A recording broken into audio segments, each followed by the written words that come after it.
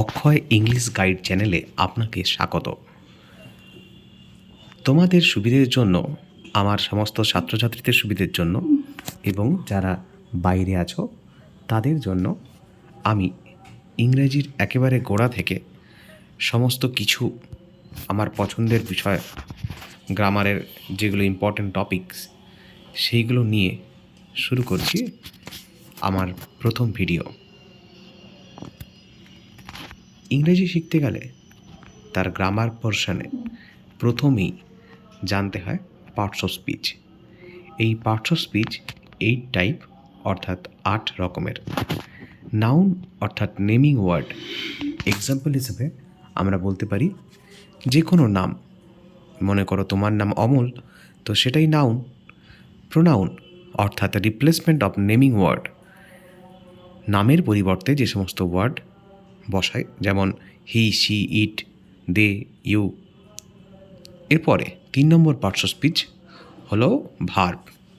Verb is a doing word, having word, কিছু করা, থাকা কিংবা হওয়াকে বোঝায় ভার্ব। আমরা প্লে মানে খেলা করা, সেটাও যেমন একটা ভার্ব। ইট খাওয়া, এটিও একটি ভার্ব। এই ভার্ব নিয়ে পরবর্তী ক্লাসে আমি অনেক ডিটেলসে আলোচনা করব। এর পরের parts of speech adjective. Adjective কি না? Adjective is a quality of noun or pronoun. যেমন ধরো বিউটিফুল, এই বিউটিফুল শব্দটি একটি অ্যাডজেক্টিভ। অ্যাডভার্ব, পরবর্তী parts of speech adverb. Adverb is the quality of verb adjective adverb itself. Adverb নিজেই ভার্বের সম্বন্ধে, অ্যাডজেক্টিভের সম্বন্ধে, কখনো কখনো অ্যাডভার্ব নিজের সম্বন্ধেও তার দোষ, গুণ, অবস্থা, সংখ্যা, পরিমাণ বোঝায়। He is running in very fast. He is running, এখানে লেখাটা ইনটা type mistake, he is running very fast. সেক্ষেত্রে রানিং হলো ভার্ব। এই ভার্বের সম্বন্ধে আমরা বলছি ফাস্ট, অর্থাৎ ফাস্ট একটি অ্যাডভার্ব। আবার এই অ্যাডভার্ব ফাস্টের সম্বন্ধে আমরা বলছি ভেরি। তো সেক্ষেত্রে ভেরি হলো অ্যাডভার্বের অ্যাডভার্ব। এর পরের parts of speech preposition. Position of noun or pronoun, অর্থাৎ কোনো নাউন বা প্রোনাউনের অবস্থান নির্ণয় করে এই প্রিপোজিশন। এই প্রিপোজিশন নিয়েও আমি পরবর্তী ক্ষেত্রে একটা সম্পূর্ণ ক্লাস নেব, যেখানে প্রিপোজিশনের ইউজ, তার বিভিন্ন রকম অবস্থান অনুযায়ী কোন কোন প্রিপোজিশন ব্যবহার করা উচিত, তাই নিয়ে ক্লাস হবে। প্রথম পর্বের শেষের দিকে একেবারে চলে এসেছি। এখন বলবো কনজাংশনের কথা। কনজাংশন যে কাজ করে তা হলো দুটো শব্দ বা দুটো সেন্টেন্সকে যুক্ত করে, addition of two words or sentence. যেমন and, but. Interjection, interjection expression of emotion in words like hurray, alas, বিভিন্ন আবেগ প্রকাশ করে।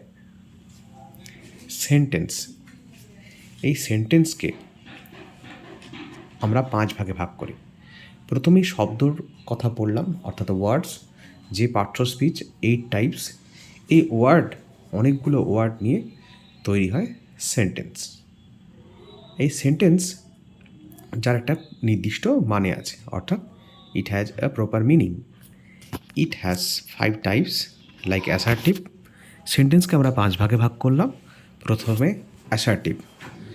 এই অ্যাসার্টিভ অর্থাৎ স্টেটমেন্ট, যে কোনো সাধারণ কথা। আই হ্যাভ এ বুক, এটা একটা স্টেটমেন্ট, এটা অ্যাসার্টিভ সেন্টেন্স। ইন্টারোগেটিভ অর্থাৎ question making, who are you, do you play cricket, like that. Imperative order, advice এবং রিকোয়েস্ট বোঝায়। প্লিজ ওপেন দ্য ডোর, এটা একটি request. Don't run in the sun, advice. কিংবা go out of the class now, এটা একটা order বোঝাচ্ছে।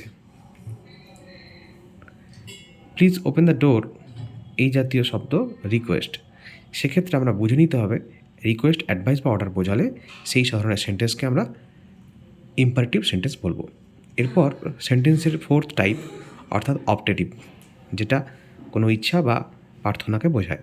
Pray or wish, like may God bless you, এটা একটি অপটেটিভ সেন্টেন্স।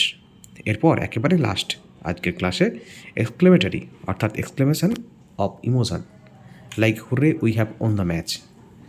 এই সম্পূর্ণ ক্লাসটি আজ আমরা ওয়ার্ড এবং সেন্টেন্স নিয়ে পড়লাম। পরবর্তী ক্ষেত্রে আমরা টেন্স নিয়ে আরও কিছু জানব। এই পর্ব এই পর্যন্তই।